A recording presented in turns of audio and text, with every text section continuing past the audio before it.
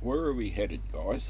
I'm talking about phone technology. I see Samsung's just released their new AI Masters, because that's what phones will become. And about privacy, there's no privacy.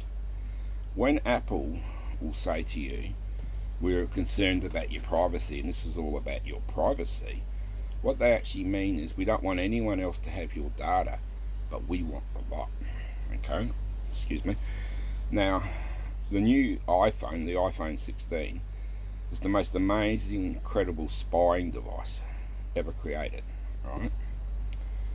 I read a lot of tech. I know quite a bit about tech. I know a lot about computers and repairing computers. I know how to put non-spying operating systems on phones, and I don't even use Windows. Okay, I use Linux because it's a lot better for security.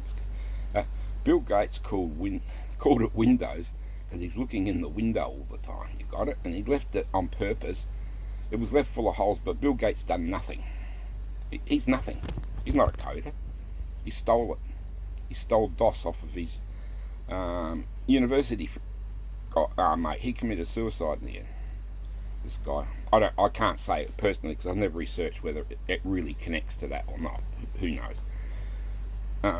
But anyway, Gates sold nothing. He's just a con man that got other people to do the work for him. I watched him when they said, a year or two ago, do you still do any coding? And you could see his body language, how he was squirming. He was just absolutely lying. The problem with Gates is he's the worst liar on the planet. I can pick his lying out every time he does it. He's got no body language. And that's because Gates has no personality, right? But anyway, the iPhone 16 has a LiDAR, which is a radar that can... They use it especially in archaeology because it can actually strip away all the trees on the landscape and it will leave the skeleton of the landscape. So you can see things done a long time ago. But the technology can also be used to scan your environment. You know, you see those documentaries when they go in there and do 3D scanning of caves, and it's the same technology. So as you stand there with your iPhone, right, it's scanning around you. It's scanning everything. Now, it works on Bluetooth technology, so it probably scans up to 10 meters, right? It scans everything. It knows everyone around you. It knows their body shape. It will know if they are young, old, whatever. It knows every iPhone around it. So all the other iPhones around it can communicate, because Apple have a thing like Samsung do called Quick Share, right? And that means that your phones can connect to other phones, right? Say this is how the technology can work. Say there's a cell outage, right? And you've got no phone, okay? Then the software kicks in and your info can go from your phone to that person's phone to that person's phone, and it can keep hopping till it gets to where there's still cell coverage. And it all goes out.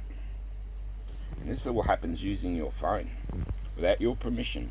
But if you go and read their terms and conditions, they're bound to have it covered by high-paid lawyers and barristers and all that sort of rubbish.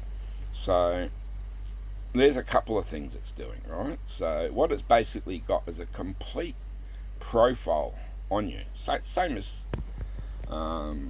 Google. It's like, just say, I remember someone telling me, so I was talking to my father about rainwater tanks. We weren't using devices. And I said, how were you talking to him? He says, over a telephone, over a landline. And he says, I just got bombed with water tank ads after that for quite a few days. He said, how could that happen? I said, because that's your Samsung phone listening to you. It knows where you are. It's using Google Maps. It knows where you are to within 3 meters. So we've got no privacy. All right. Now you'll see AIs being introduced into everything, because the way they're going with this AI, they want AI to be our new masters, right? They want it to be in a world where we can't think for ourselves. There's no critical thinking. The AI does everything. Now, I'm not against AI. AI could be the most beneficial thing to the human race. It really could. For example, I'll give you an example how antibiotics are becoming resistant because doctors prescribe too much. Like when I went to Asia, you can just go and buy it in a pharmacy.